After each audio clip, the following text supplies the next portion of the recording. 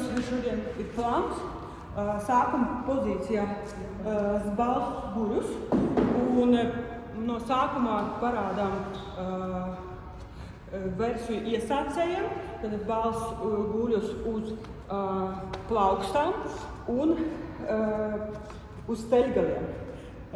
Tā ir pozīcija, plāns, kuru mēs parasti nevis 4 pusi, bet mēs virzam ķermeni uz leju, plaukstas zem pleciem nedaudz uz priekšu, un bedres ievilst, sasprindzināt, var nedaudz burvus ierotēt uz iekšu, te arī skaties grīdā, kakls ir taisns, un tā ir pozīcija vingrojumu izpildē iesācējiem.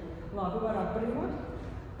Klasiskais plāns, sākuma pozīcija balsts uz apakšdelmiem un balsts uz pungaliem.